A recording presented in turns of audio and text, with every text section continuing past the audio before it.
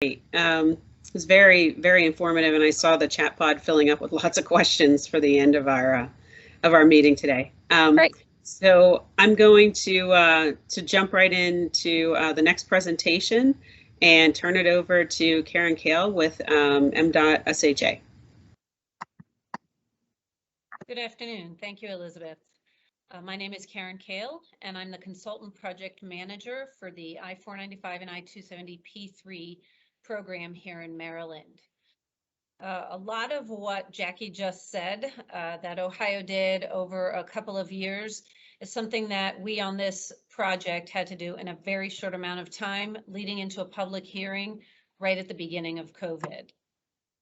I'll give you a little bit of background on the project and the program first, and then tell you how we maneuvered through the virtual hearing process when we were scheduled for an in-person hearing. Next slide. Around Washington, D.C., we have the I-495 Capitol Beltway. It has some of the most severe congestion in the country, the third worst. We have over 10 hours of delay per day on 495 alone. And this is starting to affect the economic growth and the quality of life in the region. Next. The governor recently, 4 years ago, announced the traffic relief plan, over $11 billion in improvements between Washington and Baltimore. These are the first two projects that were moving forward and very quickly. The first one, the managed lane study, includes 495 around DC and a short section of a northwest radial route along I-270. The second study was also in process, but the managed lane study was well into NEPA when COVID hit. Next slide. Our study covered 48 miles of interstate and had the top 5 worst sections of congestion in the state. It's the largest NEPA project that the state has undertaken, and of course, it was also on an aggressive schedule initiated by the new governor and a new Secretary of Transportation. Next slide. Because of the magnitude of the project, we had a lot of public input and a lot of interest in the environmental impacts. Again, because of the 48 miles, we had over 110 properties in our Section 4F document, multiple parks and National Park Service properties. We had a major river crossing of the Potomac River and 2 African American cemeteries adjacent to the right-of-way, along with miles and miles of noise walls. Next slide. This generated a lot of public interest and had us out in front of the public at many workshops as we were working through the alternatives. Since the beginning of the project in the spring of 2018, we have met with the public multiple times to talk about scoping, the range of alternatives, a narrowing of the alternatives, a detailed analysis of the alternatives, and then finally, in the spring of 2020, we were heading towards the public hearings. Next slide. We had met over the course of the time frame, excluding the past year during COVID, met with over 70 agency meetings, some one-on-one, some in larger groups, some executive leadership. Over 170 meetings with the public, numerous elected officials briefings at the local, county, state levels, as well as additional groups, a transit working group we had, an economics working group, and then an EJ working group with a number of the agencies. Next slide. So when COVID hit us in the spring of 2020, it really caused some challenges for the project. I'm going to walk through how it affected our schedule, our coordination on a mega project, and then our public involvement primarily. Next slide. Prior to COVID, across the top, we were scheduled to put out a notice of availability for the DEIS in April of 2020, with our comment period ending in June. The notice of availability was delayed 4 months and the comment period almost 6 months till the end. Starting in March of 2020, when a lot of localities were starting to shut down, the governor of Maryland said that all state employees and state agencies would be working from home. They shut down a lot of public facilities and limited the number of in-person meetings and coordination that could take place. So that immediately shut down our ability to head to in-person hearings in a month or two from that time frame, and thus started our process of trying to figure out how to move through public hearings when we weren't allowed to meet in person. Next slide. The coordination between the team was less of an issue because we had all been co-located in a program office, multiple consultants, multiple members of the state agency for about 2 years. So we had built up a good rapport between the members. And when we had to switch to electronic and virtual coordination, I don't think we missed a beat. We all picked up Teams, learned how to use it very quickly, and were on calls all day long from home. This also extended to the agency meetings because we had frequent meetings with them, and most of those agencies were also using Teams, and we were able to continue without a hiccup through that coordination through the beginning of COVID. Next slide. The public involvement was not quite as smooth. We were heading towards public hearings. We needed to find options for the public to view hard copies of the DEIS. We needed to ensure we were fully engaging our EJ communities and making sure there was adequate time and availability for the public to comment on this significant project. Next slide. Initially, our plan for the public hearings had been to do 4 of them in person. Again, it was 48 miles through congested interstate urban areas through 2 different counties. In the end, with COVID, we decided on 2 in person, 1 in each of those counties, and then 4 virtual hearings. The reason we needed to maintain the in-person hearings at that time in the summer of 2020 was it was still a requirement by federal highway that your hearings needed to have some in-person element associated with them. Next slide. So this is one slide to cover the virtual hearings, but I could probably have given all of Jackie's presentation because that step-by-step process that they went through is what our team went through very quickly in probably a 4 to 6 week time frame. This was a brand new process. Maryland had never done a virtual hearing before. We spoke to a few people at EPA who had done virtual hearings in the prior fall, and that was the most background that we had on it. We did end up using public input, just like Ohio used in the beginning. We decided to have pre-registration for our virtual hearings and for our in-person hearings because we were expecting a lot of people to come out. We wanted to be able to easily control the testimony, to understand who is coming in, to be able to smoothly work through this process. So in the 4 virtual hearings, or 4 days of virtual hearings, we had 44 hours of available time for testimony. That was 11 hours per day. We had an AM, an afternoon, and an evening session with a break in between each one. We had a phone line where the public could call in and make their testimony. They were not able to call in virtually on the computer, only on a phone. But on screen, we had the moderator and the panelists for the whole time. The moderator would bring up the new speaker and use information that was being fed to him live as to who the next caller was. The picture at the bottom shows basically our war room for these virtual hearings. We had on the left side were the panelists, the right side were support staff. In the middle is all the technology that we had set up to accommodate people calling in, to pass that information to the moderator, to make sure that off-site panelists could still be seen at the same time as on-site panelists could be seen. At the same time that the closed caption was streaming across the bottom of the screen, along with directions for the folks doing testimony that was also streaming across the bottom. So it was quite an effort. We did go through 10 dry runs for this. I know Jackie said they do 2. Since this was our first time, it took us through 10 dry runs.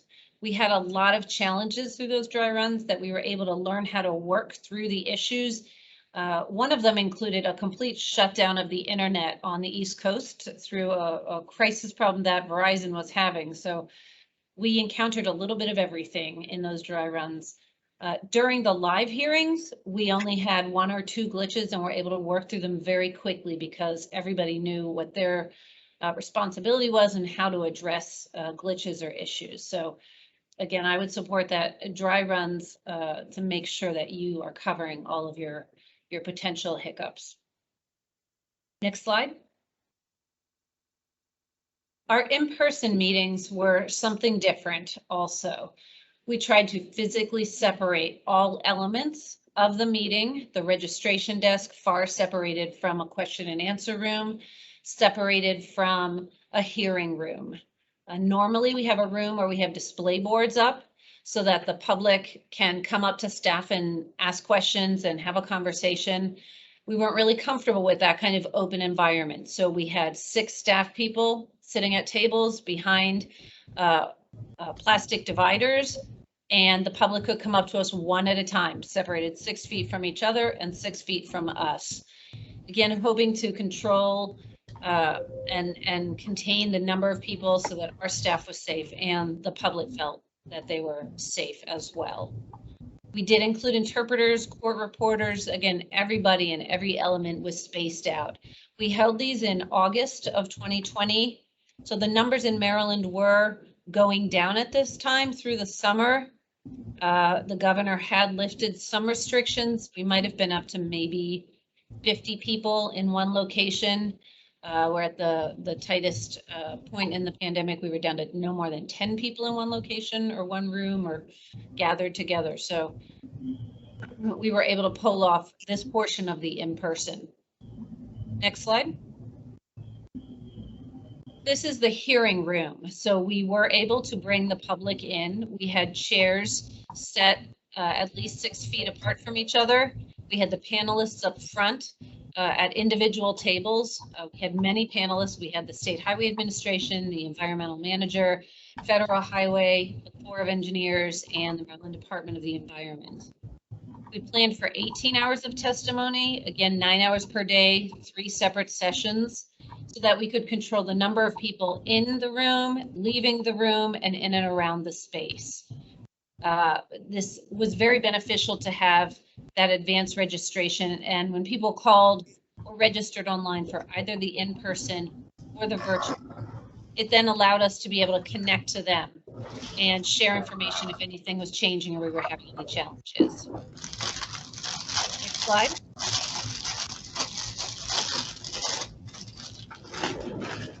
Somebody is unmuted, making some background noise. Thank you. We did do a survey of our virtual participants to gauge how well they liked the environment.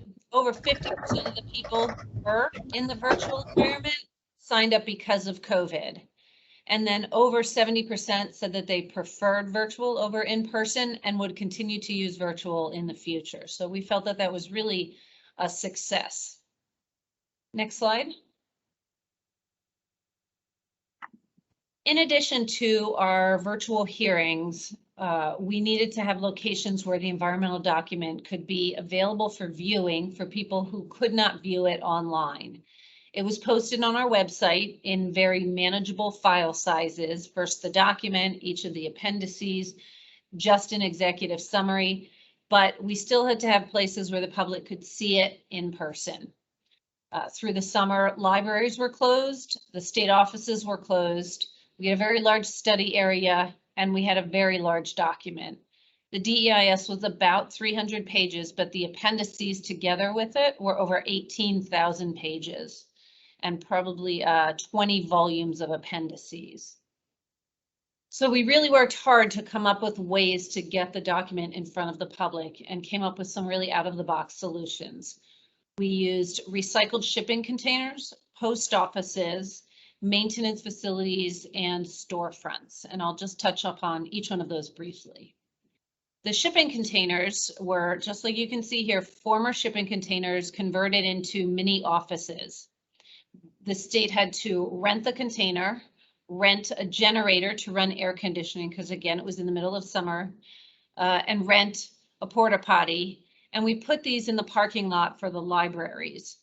We thought this was helpful because if the libraries opened, we could move the documents into the libraries without having to re-advertise the locations. Ultimately, the libraries never opened during our comment period. Flexibility is always important in these situations. You can see in the lower left corner, when the containers showed up, there was about a 6-inch lip to the step to the door, so they were not ADA compliant. The state maintenance forces came out to each location and had to build an ADA ramp to connect the asphalt from the parking lot they were sitting in up to the door jamb. Again, that was an unexpected change that had to take place within 2 to 3 days of those containers being dropped off. Next slide. We also use post offices, and in hindsight, I wonder why we never used post offices before. They were a great opportunity and great location. A lot of people in and out of post offices, especially during COVID. And in the larger offices, we were able to set up a table with a table tent to explain what we were there for, have a staff person sitting there, and then the documents and an iPad, because many of the appendices we did not print out, we loaded them on iPads. These were so popular that we had to frequently restock the supplies and the handouts because people were taking them to get information on the project. One of the challenges we did face between the post offices and the containers was that they needed full-time staffing.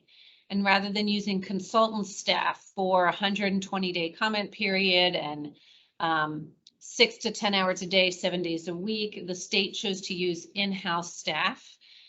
Many of them were maintenance personnel or grass cutters for out in the field. So we had to get them trained in working with the public and what the materials were, and then how they could communicate with the public or bring questions and comments back to us. But it really saved the state a lot of money using their own in-house forces. Next slide. So we used maintenance offices that the state had. We could not use the regular offices, the district or the headquarter offices, because those were closed, but the maintenance offices were open.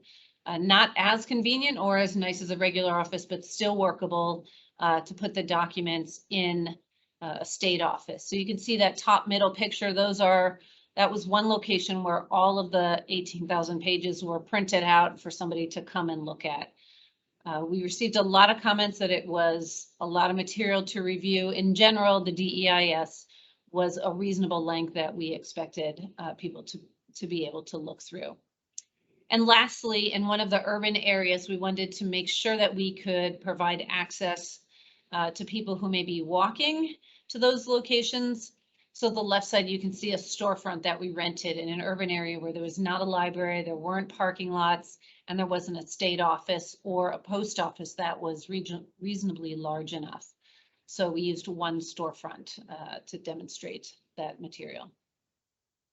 We needed to make sure we were reaching out to our EJ communities. Normally, we would be handing out flyers at transit centers or posting flyers in supermarkets or community centers. But since people were not visiting these locations, we needed to think of a new way to make sure the information was getting out to them. So we developed a single-page flyer, similar to what Jackie said. One side in some cases was English, another side Spanish, and then we had other copies in other languages as needed. We sent the information out to churches, community centers, elected officials for their mailing list, community and county mailing lists, any listserv that we could come up with to get that information out, as well as some direct calls to the larger local churches to make sure that they were sharing that information with their citizens. Our comment period started out as 90 days, twice the required of 45 days.